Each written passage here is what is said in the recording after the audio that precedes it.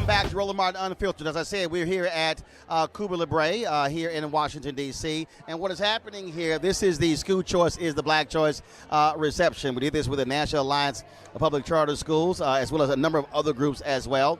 My wife and I, we founded School Choice is the Black Choice.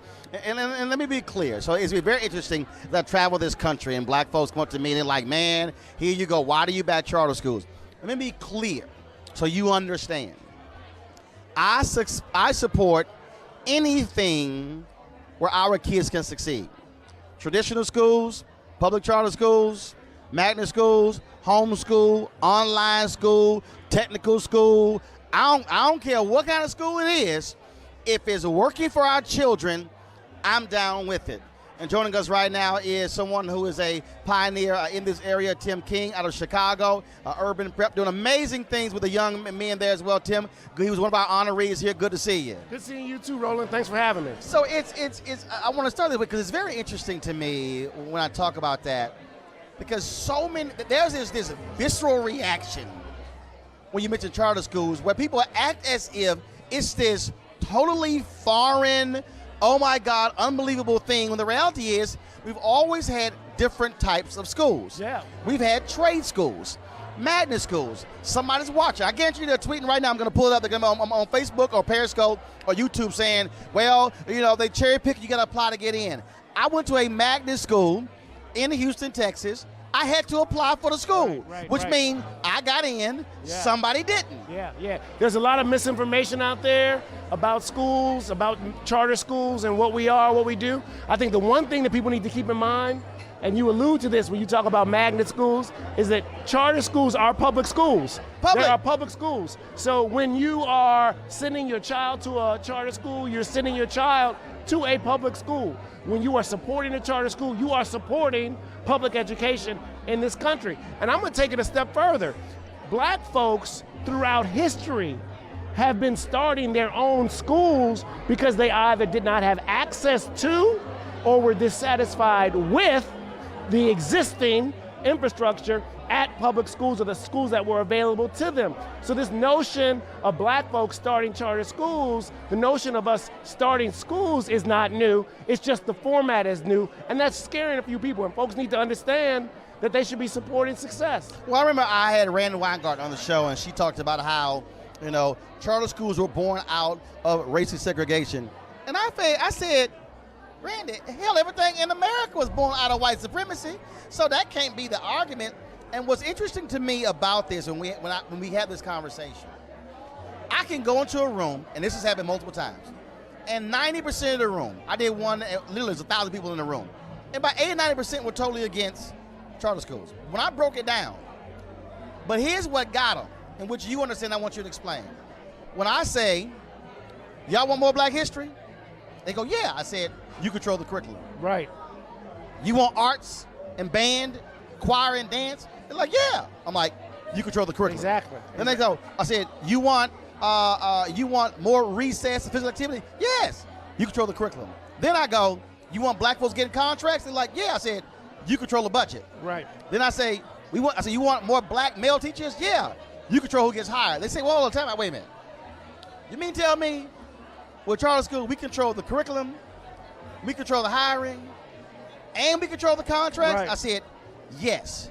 The room flips every time. Yeah. Because that's the idea of us owning our community. Right, yeah. Urban Prep is the country's first all-boys charter public high school for boys. What we did was we said there's a problem. Black males not going to college, not graduating to college, dropping out of high schools at alarming rates in the city of Chicago and across this country. And so we said, we're going to do something about it. And a group of us got together and we decided to start a school that was going to be laser focused on this particular population. People are flabbergasted when I tell them that all of our students are African American, all of our students are male. We have 90% of the students there are low income, 27% of the students special education, and all of them are getting into four-year colleges and universities. I mean, people just are amazed at that, but you can do that when you own the curriculum, when you own the hiring, when you own the contracts, when you own what is happening inside the classrooms and what's happening inside the entire organization and the administration. It's a very important point. So somebody will say, well, how can you be successful when other folks can't? What would you say to the idea of this is our secret? Yeah, folks ask me that all the time, and there's no one thing. What we do value very highly is a positive school culture. Our young men, each and every day, when they come in there, they got on a blazer and tie, and we tell them that they can achieve. We have this opening ceremony every year called Convocation. Freshmen, and we give them their new Urban Prep blazer pressed on their chest. And then the freshmen, now this is a guy week. For the last 9 years, I've gone to schools where the teachers have told me I can't learn anything. I've been at Urban Prep for a week, and they've taught me that I can learn everything. And that's just after a week. Like, this kid got it after a week. And really, sure, we got a unique curriculum, sure, we got a unique program, but it really boils down to the adults actually believing that it's possible for these kids to be able to succeed. That we don't, and we're not going to be around there telling them they can't do something. It's all about what they can do and empowering them. And the other thing is this here, and this is the position that I take. If there's a traditional school that's handling their business and doing exactly what you're talking about, I'm down with you. Yeah. And I say study it and replicate it. But if it's not, our kids should not be sentenced to those schools. And I have no problem if we end up with 15 urban preps, 30 urban preps, 100 urban preps, because if you're doing the job and our kids getting educated, that's the way it should be. And you're empowering families to make decisions and choices. Look, my parents had the opportunity to choose what school I was going to go to. And they got to choose what school my older brother was going to go to. For him, they wanted him to go to an all-boys school. For me, they wanted me to go to a co-ed school. They had the resources to be able to make that decision based on what they thought was in our best interest. And we need to recognize that families of black families, economically disadvantaged black folks, need to be able to make the same kind of choices. They need to be able to choose the school that's right for their kids, regardless of what type of school it is. And again, I hear from people, well, every kid can't go. Every kid can't go to a magnet school. But you don't see people saying shut magnet schools down. Yeah. And the thing here is, our job is to say, no matter what form it is, our kids are going to get educated. So that's why I tell people, you can argue, you can yell and scream all you want to.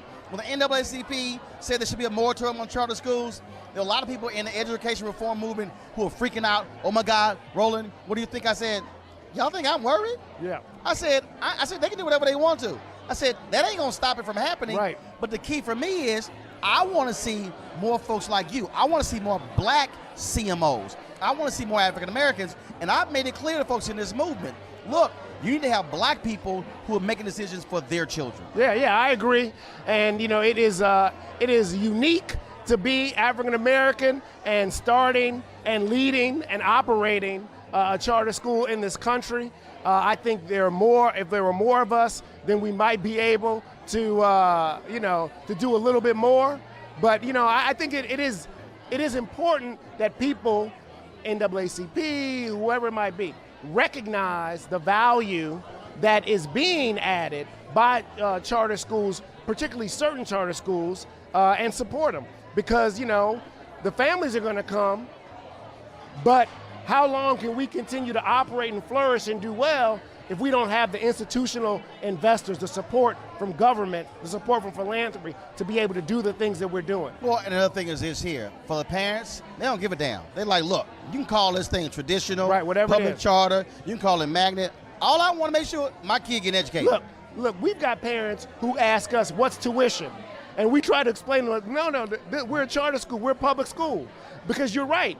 They are so interested in having their child succeed, they're not even thinking about what classification this school has. private, public, parochial, charter, whatever. They just want the success and the achievement for their children. That's what's most important to them. Last thing here, there's a young man or a young woman out there who they might be watching, their parents might be watching, their grandparents might be watching, aunts and uncles, and they're saying, you know what, this thing ain't for me. I'm not getting it, so I really want to blow this school thing off. What do you tell them? Oh, I tell them you got to be if you want to ensure the future, your future, as a parent, as a grandparent, you got to make sure you're taking care of the kids. And so you've got to be intentional around what is the right type of environment and school for your child to attend, and then you've got to advocate on behalf of your child to get him or her into that school. And then once they're there, you can't just drop them off and say, look, you know, school is your job, school, I'm done with it. You got to be present and attentive, because every single school is not going to be able to pay the attention to every single student the way a parent can. And so parents have to be really focused on that. It is the number one thing I think that a parent can do for a child, is making sure that that child has a high quality education. All right, Tim King, I appreciate it. My Thanks, Alpha man. brother, thanks so much, man. 06. Good luck. All right, Absolutely. thank you. All right.